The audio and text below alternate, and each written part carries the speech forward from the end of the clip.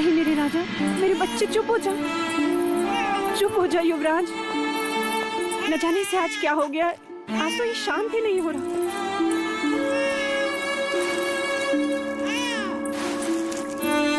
नहीं राजा, लगता है कुमार को किसी की अशुभ दृष्टि लग गई है।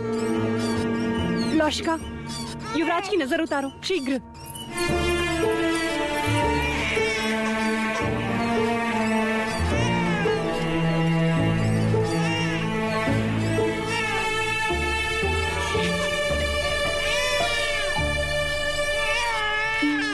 पूर्ण रूप से अपनी माँ पर गए हैं कुमार।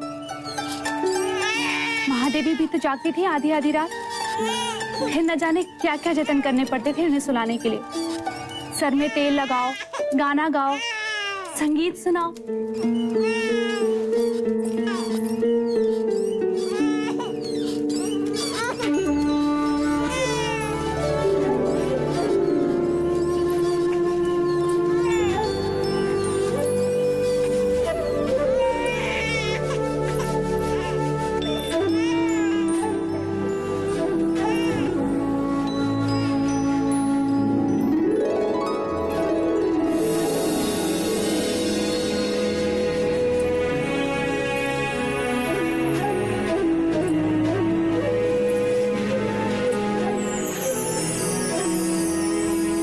देख तो प्रजापति, तेरी बांसुरी सुनकर कैसे शांत हो गया।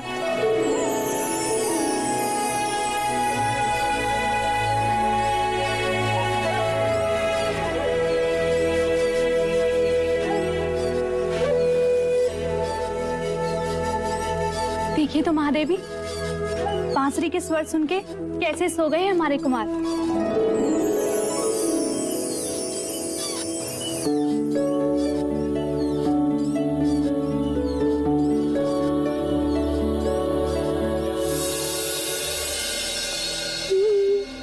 ये क्या कर रही हो मंगला?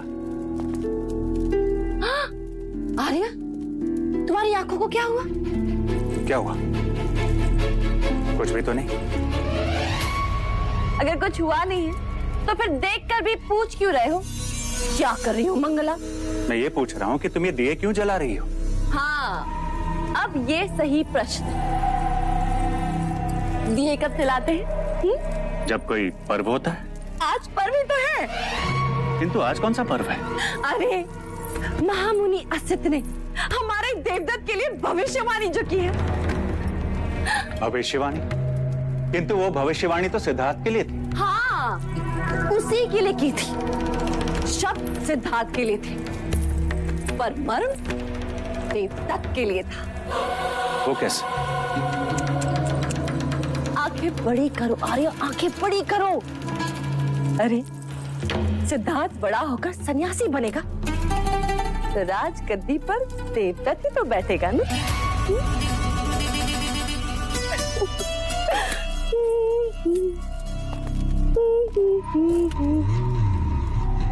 कितनी दूर तक सोच लेती हो? मैं कितना भाग्यशाली हूँ कि मुझे तुम जैसी अर्धांगिनी मिली। और मैं कितनी अभागी।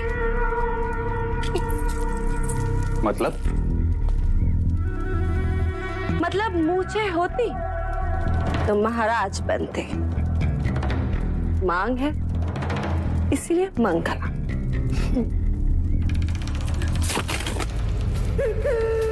और बहुत ही शीघ्र राजमाता। देवदत्त कहाँ है? मुराज खेले मेरे साथ, मैं आपको हरा दूंगा। पुत्र इस समय नहीं, इस समय मैं अकेले रहना चाहूँ। नहीं, मैंने बोला ना खेलिए मेरे साथ। कहा ना इस समय नहीं। नहीं, आप मेरे साथ अभी खेल। कहा ना इस समय नहीं। जाओ, जाओ अपने कक्ष में जाके सो जाओ। देवदत्त, देवदत्त उठ, उठ, रोना बंद कर और याद रख, महाराज को अब तेरी कोई आवश्यकता नहीं। इनका अपना पुत्र जो गया। मंगला, क्या अनर्थ कह रही हो? सही तो कहा महाराज। दाहिना हाथ हमेशा मुंह की ओर ही जाता है। जब कुमार नहीं थे तब यही देवदत्त था। जिसने आपके अकेलेपन को अपने बचपन से भर दिया। क्षमा कीजिएगा महाराज, मेरे देवदत्त ने आपके एकांत को भंग कर दिया। चल देवदत्त।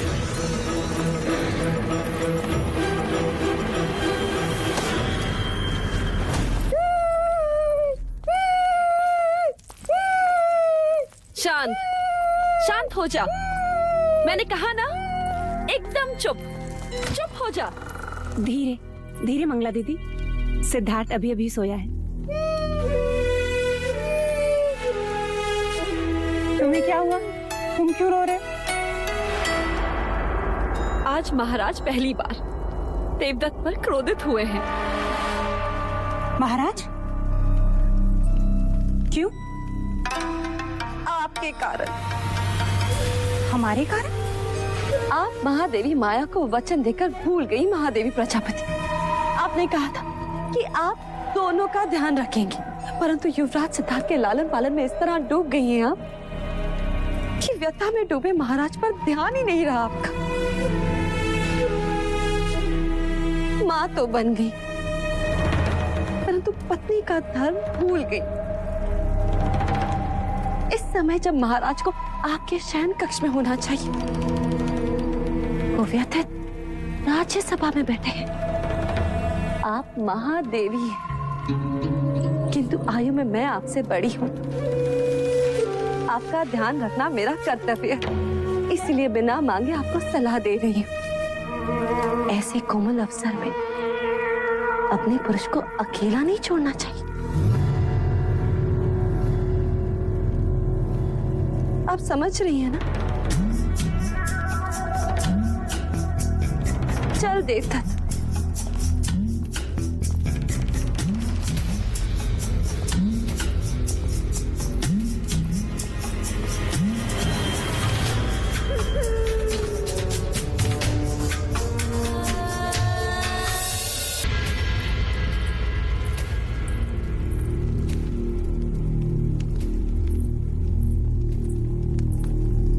महाराज कहाँ हैं? अभी अभी प्रशिक्षण क्षेत्र की ओर गए हैं महादेवी।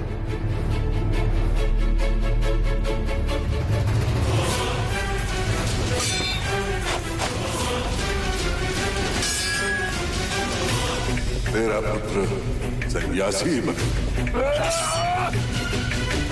जीवन के हर युद्ध में ये विजयी होगा, और वो युद्ध भावनाओं का होगा।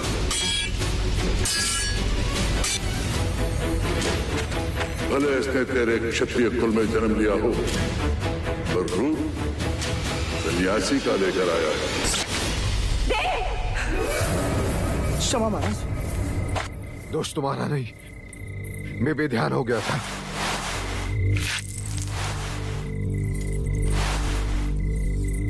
ये क्या देव? ये कोई समय है प्रशिक्षण का? नींद नहीं आ रही थी, व्यथित था, अपने क्रोध पर काबू नहीं कर पा रहे थे, इसलिए। ऐसी कौन सी व्यथा है देव जिसने आपको इतना चिंतित कर दिया? इस शाक्य कुल का पतन होते नहीं देख सकता देवी। मैं क्षत्रियों को अपना धर्म छोड़ते नहीं देख सकता। जिन हाथों में मैं तलवार देखना चाहता हूं, उन हाथों में मैं कमंडलू कैसे देखूं? जिस शरीर पर मैं रक्त रंजित घाव देखना चाहता हूं, वहां चंदन तिलक कैसे देखूं देवी? कैसे देखूं? आप किसकी बात कर रहे हैं देव? कुमार सिद्धार्थ की। असत मुनि की वाणी अभी गूंज रही है मेरे कान में। आप अकारण ही व्यथित हो रहे हैं देव। कल किसने देखा है? इतने जब तब यज्ञ के पश्चात एक पुत्र हुआ, और वो भी सन्यासी। ऐसा कुछ नहीं होगा देव। असत मुनि की वाणी कभी असत्य नहीं हुई देव। किंतु भविष्य के गर्भ में क्या है यह कोई नहीं जानता। मैं तुमसे पूछता हूं देव, तुम्हें क्या लगता है? जिस भगवे वस्त्र से सन्यासी का चोला बनता है, उसी भगवे वस्त्र से हमारे राज्य का परचम बना है। वस्त्र हमारे पास है और हमें उसका क्या करना है, यह तो हमारे ही हाथों में है ना देव। आप कुलगुरु वाचस्पति से विचार विमर्श करें, वो अवश्य ही कोई मार्ग सुझाएंगे। हाँ देवी।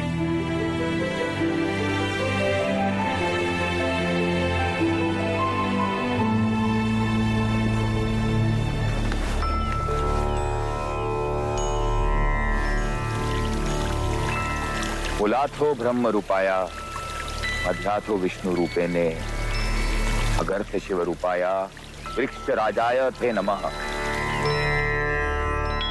महादेवी प्रजापति, आपका यह विचार अति सराहनीय है। यदि हर परिवार अपने मृत आत्मा की स्मृति में एक वृक्ष लगाए और उनका जतन करे तो पृथ्वी सदैव हरित रहेगी और उनकी स्मृति भी जीवित रहेगी।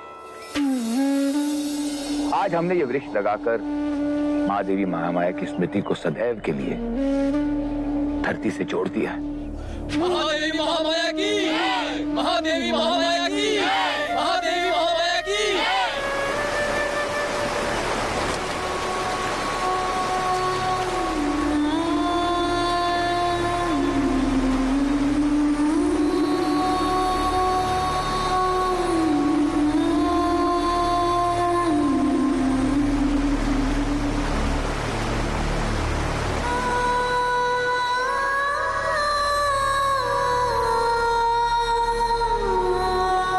चलिए राज।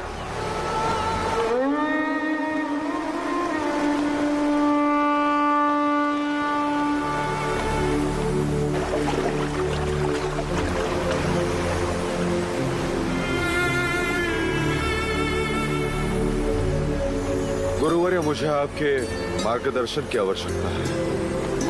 अवश्य राज। आप तो जानते हैं कि असित मुनि ने भविष्यवाणी की है कि सिद्धार्थ बड़ा होकर सन्यासी बनेगा, परंतु मैं चाहता हूं कि सिद्धार्थ बड़ा होकर चक्रवर्ती सम्राट बने। मुझे यही चिंता सता रही है कि सिद्धार्थ का भविष्य क्या होगा। इस बहते पानी को देख रहे हैं राजा?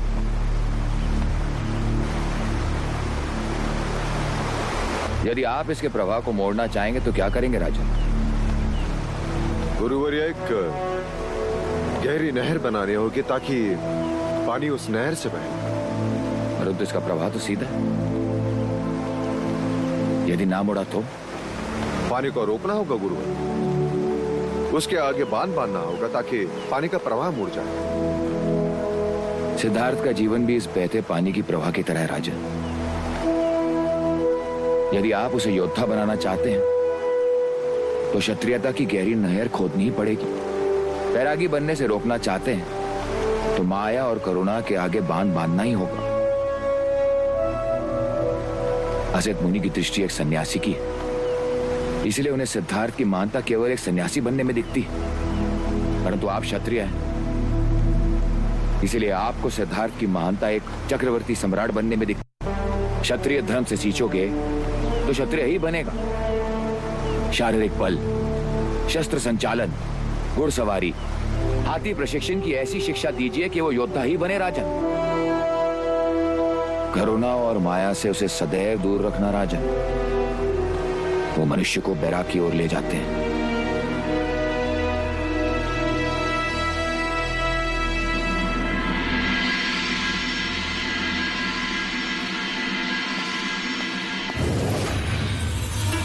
महाराज, वो भी अकेले? सही अवसर। इतने दिनों पश्चात आपसे अपना नाम सुनकर मन आनंदित हो गया महाराज। अच्छा हुआ। मैं भी तुमसे कुछ बात करना चाह रहा था। क्या हुआ? परख रही थी कहीं मैं सपने तो नहीं देख रही जो महाराज आज मुझसे बात करना चाहते। आज का दिवस तो मेरे लिए एक उत्सव ही है। कहिए ना महाराज। अब हम सबको मिलकर युवराज का ध्यान रखना है। आप कहें तो मैं आपका भी ध्यान रख सकती हूँ महाराज। कुछ मर्यादाओं का उल्लंघन अच्छा नहीं होता और कुछ इच्छाओं का दमन संभव नहीं होता महाराज। तुम फिर से वही बात कर रही हो? क्योंकि मैं वो बात आज तक नहीं भुला सकी। देवी प्रजापति में ऐसा क्या था जो दूसरे विवाह के लिए आपने उसे चुना और मुझे आपके दूसरे भाई से ब्याह करना पड़ा, जबकि मेरी असली चाह तो आप ही थे महाराज। ये सारी बातें अतीत की है मंगला। फिर ये बात आज भी मेरे आगे प्रश्न बनकर खड़ी है महाराज। आज उस प्रश्न का उत्तर भी सुन लो। दूसरे ब्याह की बात महादेवी महामाया की इच्छा थी और प्रजापति उसकी बहन। उसमें मेरे रुचि या अरुचि का कोई प्रश्न नहीं और ये बात अब व्यर्थ है, समय का नाश है। सच्चाई के साथ चलेंगे तो सब आनंदित रहेंगे, अन्यथा इतिहास दर्शाता है कि परिवार का कलह महाभारत तक पहुंचा है।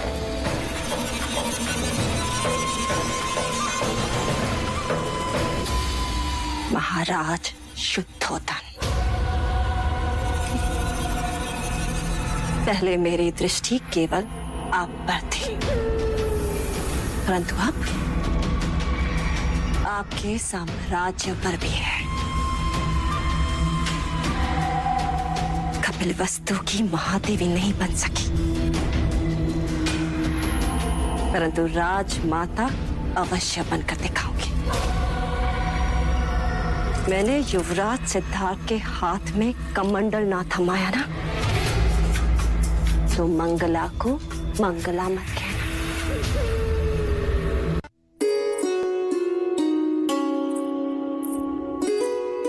अब देखें कैसा लग रहा है।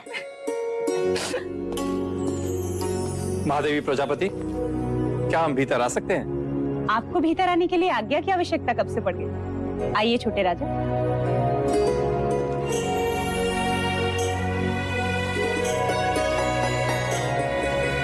कैसे हो क्षत्रिय? ऐसे क्या देख रहे हो? हम तुम्हारे छोटे चाचा हैं। महादेवी, महाराज ने कुमार के लिए वस्त्र भिजवाए। वस्त्र? देव ने?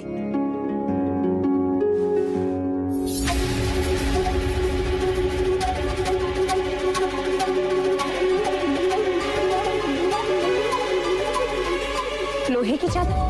प्रतिरात्र कुमार को यही वस्त्र उड़ाकर सुलाया जाए, यही भाई महाराज का आदेश है। महाराज चाहते हैं कि कुमार अभी से लोहे से खेलें, उसे छुएं, उसे अपना लें, जिससे बड़े होकर उन्हें लोहा भारी न लगे। आपके भाई महाराज इस वक्त हैं कहाँ? पता नहीं महादेवी, किसी गुप्त मंत्रणा के लिए गए।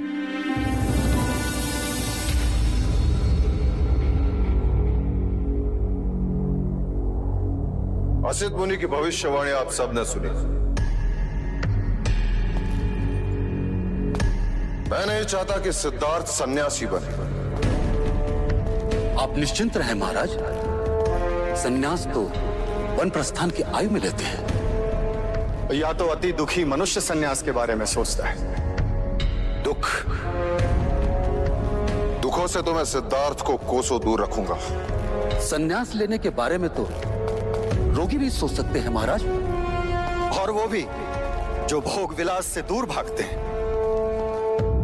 अर्थात वो लोग जो दुर्बल हैं।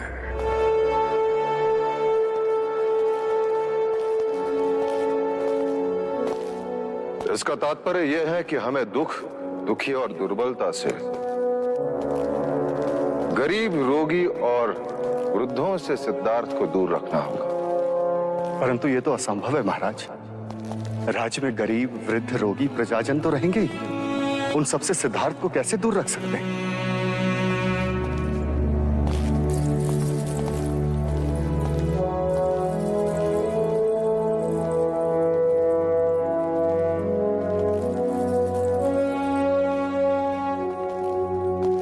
एक उपाय है महाराज।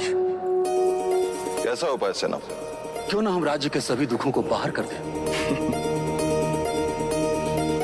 महाराज, क्यों ना हम रोगी, वृद्ध और आर्थिक रूप से पीड़ित ऐसे मनुष्यों को कपिल वस्तु से बाहर फेंक दें। क्या संभव है सेनापति सुमन? हम ये नहीं कर सकते। हमारा कर्तव्य प्रजा की सेवा है, उन पर अन्याय करना नहीं। हम उन पर अन्याय नहीं करेंगे, बदले में हम उन्हें उत्तम जीवन देंगे। अर्थात हम उन्हें ऐसी जगह भेजेंगे जहां रोगियों का इलाज होगा, गरीबों को रोटी मिलेगी, वृद्धों को मान सम्मान मिलेगा।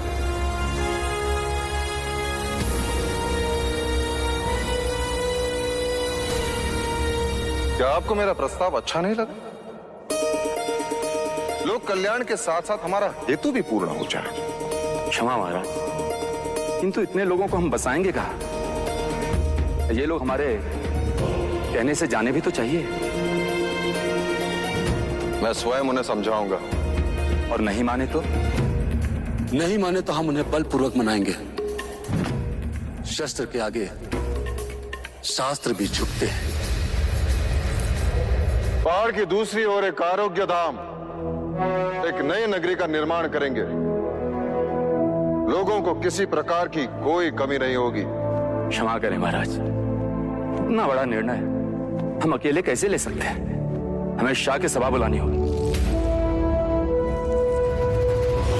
साम दाम दंड भेद, किसी भी प्रकार ये प्रस्ताव पारित होना ही चाहिए। मैं सिद्धार्थ को सन्यासी बनते नहीं देख सकता।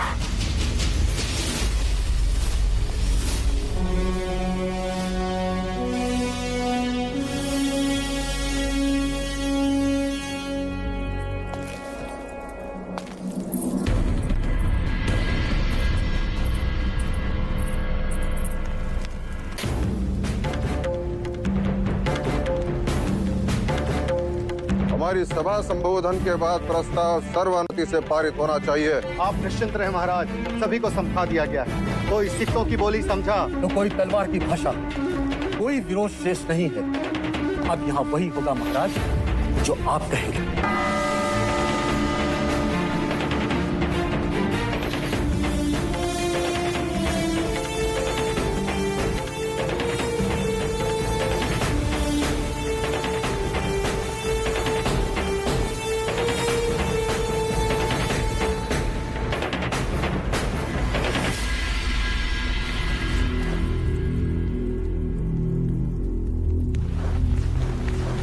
आज की तत्काल सभा का तात्पर्य यह है कि मैं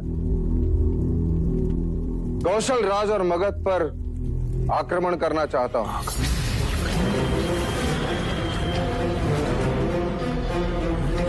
क्या हमने कुछ असत्य कहा?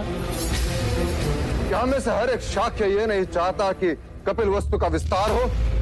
किंतु उन दोनों से युद्ध का विचार तो आत्मघाती है महाराज। कीचक जी, मैं 20 वर्ष पश्चात की बात कर रहा हूं। यदि कल फल खाना हो तो उसका बीज हमें आज ही बोना होगा। कल के युद्ध के लिए आज हमें एक ऐसे नेतृत्व को ढूंढना होगा जो आने वाले कल में हमारा सेनापति हो। ऐसा योद्धा हो जिसे देखकर शत्रु भयभीत हो जाए, जिसे भाग्य का भी साथ हो और आप सबका साथ का भी यही कहना है। इसलिए हमें कुछ कड़े कदम उठाने होंगे जिससे हमारी आने वाली पीढ़ी शक्तिशाली हो, दुखों से कोसों दूर हो,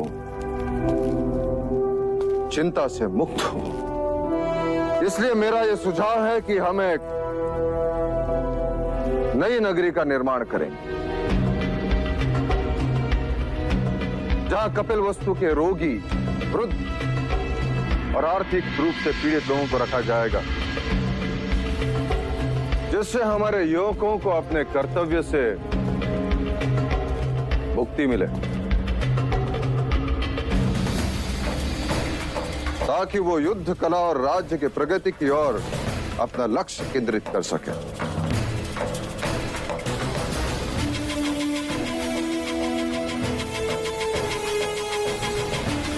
यदि मेरे प्रस्ताव पर किसी का विरोध हो तो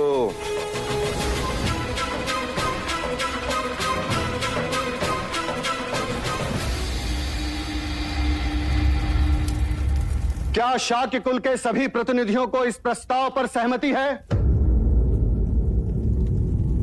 क्या महाराज शुद्धोदन की राय सबको मान्य है? तो क्या हम ये समझ लें शाक्य सभा में यह प्रस्ताव सर्वसम्मति से पारित होता है? महाराज शुद्धोदन की जय! महाराज शुद्धोदन की जय! महाराज शुद्धोदन की जय!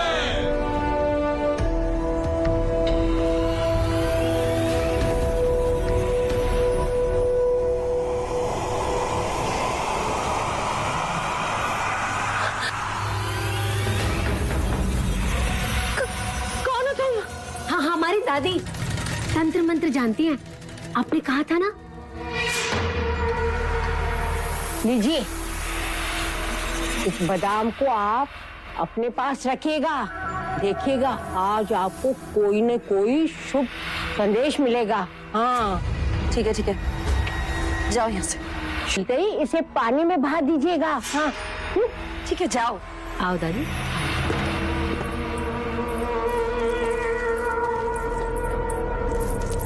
कौन थी वो? डायन। क्या? क्यों डर गए? कामुका की दादी। तंत्र मंत्र में इनका जोर ही नहीं। आप बताएं शाक्य सभा में क्या हुआ? नई नगरी का प्रस्ताव पारित हो गया। नई नगरी? सुनिए सुनिए सुनिए,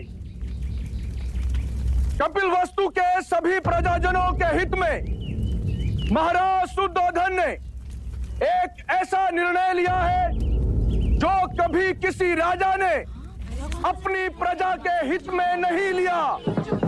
सुनिए सुनिए सुनिए। बात तो भाई महाराज के स्वार्थ की है, किंतु दिखावा परमार्थ का। और ये प्रजा है कि उनको और कुमार सिद्धार्थ को आशीर्वाद दे रही है। नई नगरी? सचमुच? ऐसा परमार्थी राजा ना हमने कभी देखा न सुना।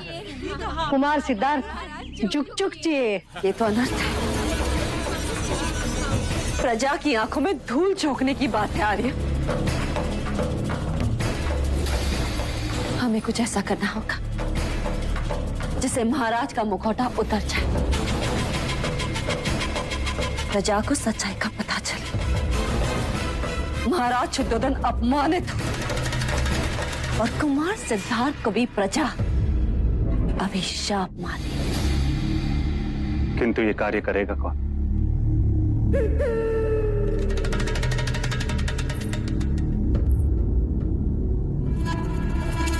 कामुका।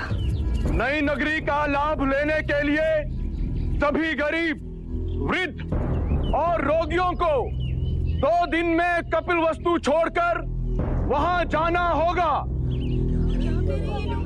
यह फैसला जनहित में है, इसलिए महाराज आप सभी से सहयोग चाहते हैं जिससे बल का उपयोग ना करना पड़े। ऐसे कैसे बोल रहे हैं ये लोग?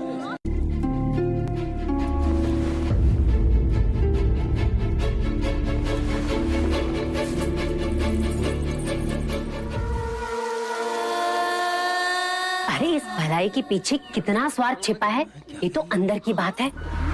एक बार यहाँ से निकले ना तो मानो पहुँच गए शमशान घाट। अरे उसके बाद तो वापस आने का नाम भी नहीं ले पाओगे तुम लोग। ये सब किसके कारण? कुमार सिद्धार्थ के कारण। कहते हैं उन्हें दुख नहीं दिखना चाहिए वरना कुमार सन्यासी हो जाएंगे। इससे तो अच्छा होता कि कुमार पैदा ही ना होते। महल में दिए जले इसलिए हमारे घर में अंधेरा। अरे कहते हैं बड़ा भाग्यशाली है, जन्म लेते ही माँ को खा गया और अब बड़ा हुआ तो ये कपिल वस्तु खाली करवा रहा है। ये कैसा भाग्यशाली है? हाँ महाराज को रोकिए महादेवी प्रजापति। पुत्र प्रेम में पिता अंधा हो सकता है, ये तो सुना था, पर इतना क्रूर, इतना कठोर भी हो सकता है, ये पहली बात है। क्या हुआ मंगला दीदी?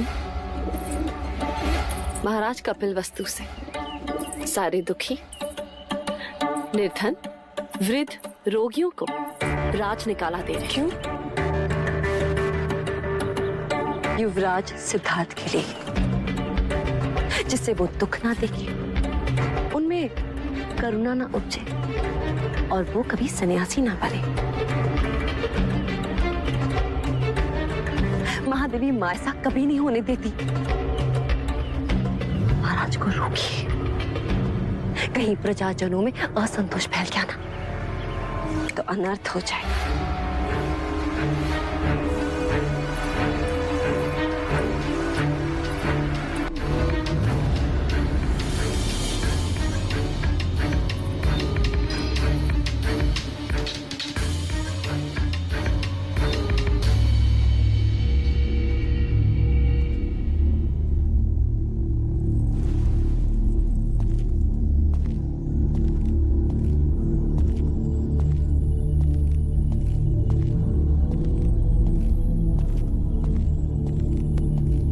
प्रजापति तुम? बहुत ठेस पहुंची है देव। यदि महादेवी माया जीवित होती तो क्या आप उनसे भी यह बात छुपाते? कौन सी बात? यह कैसा न्याय है देव कि मुनिवर असित ने भविष्यवाणी की और आपने पूरे कपिल वस्तु को बेघर कर दिया। अच्छे भविष्य के लिए वर्तमान को दंड भुगतना ही पड़ता है देवी। किसका भविष्य? कुमार सिद्धार्थ का। तो उसके लिए प्रजा क्यों दंड भुगते? अभी भी समय है देव, अपना आदेश वापस ले लीजिए, अन्यथा प्रजा का रोष हमें जीने नहीं देगा। क्या मिलेगा आपको यह करके? कपिल वस्तु को भावी सम्राट जो संपूर्ण भारतवर्ष पर राज करेगा। प्रजा को दुखी करके कभी कोई राजा खुश नहीं रह सकता देव। किस किस से दूर रखेंगे आप कुमार को?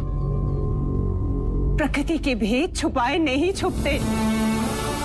आप उनसे मनुष्य का दुख छुपाएंगे, मृत्यु छुपाएंगे, किंतु वृक्ष से गिरते पीले पत्ते कैसे छुपाएंगे? मुरझाते फूल कैसे छुपाएंगे देव? देवी तुम्हारी भावनाएं मुझे दुर्बल कर रही हैं। और पुत्र प्रेम आपको निष्ठुर।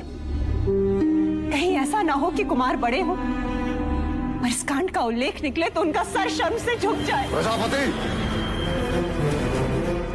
ये मत भूलो कि मैं उसका जन्मदाता हूं। मेरा अधिकार तुमसे बढ़कर है। मैं उसके लिए जो कुछ भी कर रहा हूं उसके हित में कर रहा हूं। ना वो दुख देखेगा ना मृत्यु जिससे वैराग्य उत्पन्न होता है।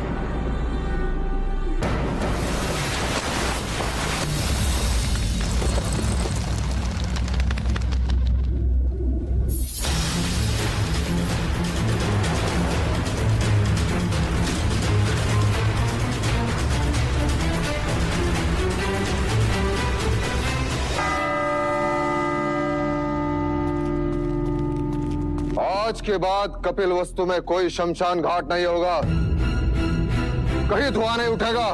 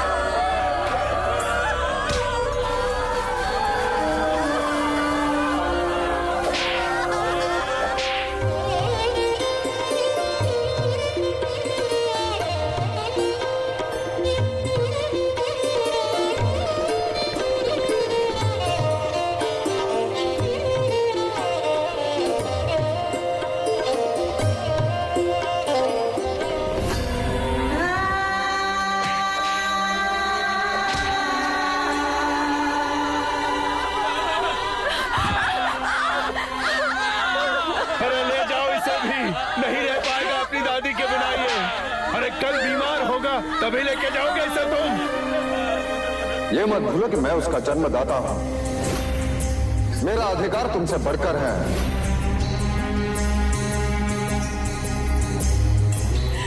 महादेवी, महादेवी, ये मनुष्यता नहीं है महादेवी। जब करुणा ही नहीं होगी तो मनुष्यता कहां से होगी? इतना अत्याचार मत करो हम पर, मत लो हमारा अभिशाप। हम पर जो बीती है ना, वो एक दिन तुम पर भी बीतेगी, और जिसके लिए तुम हमें बेघर कर रहे हो, वही तुम्हें एक दिन त्याग कर चला जाएगा।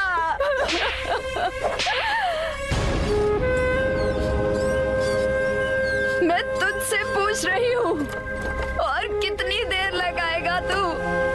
और तू कब से निष्ठुरों का साथी बन गया? बोल, चुप क्यों है तू?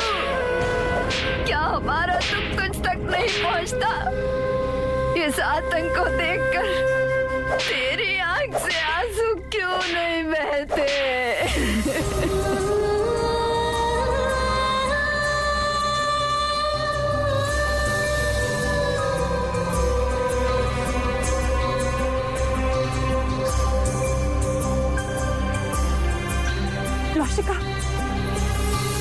लौशिका देख, सिद्धार्थ के आंसू तो रुकने का नाम ही नहीं ले रहे।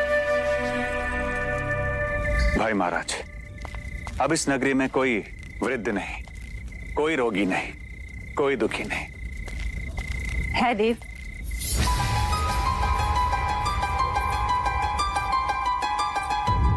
कौन दुखी है? कुमार सिद्धार्थ। उनके आंसू नींद में भी रुकने का नाम नहीं ले रहे। वह सुषेण को तत्काल बुलाया जाए। जी भाई महाराज। दुख केवल तन में या आसपास नहीं होता, मन का भी होता है। मन के दुख का क्या करेंगे देव? क्षत्रिय के मन में केवल स्वाभिमान रहता है, दुख नहीं।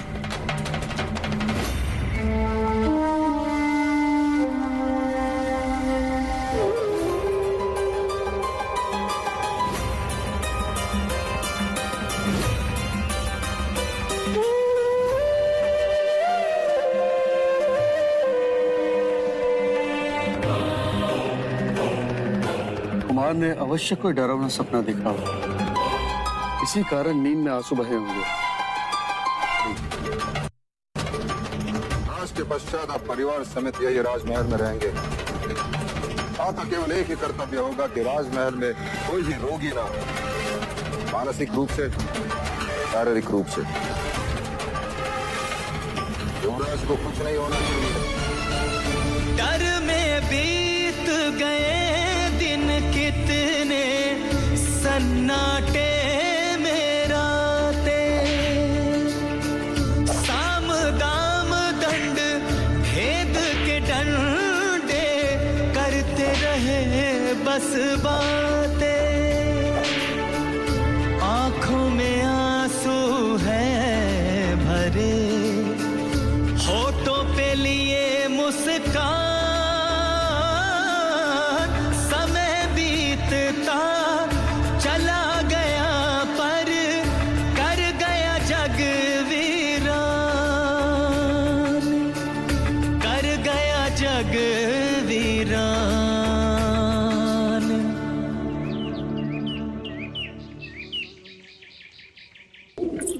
सिद्धार्थ, सिद्धार्थ, सिद्धार्थ, देवदत्त, सिद्धार्थ कहाँ है? वन मनुष्य तो वन नहीं रहता है।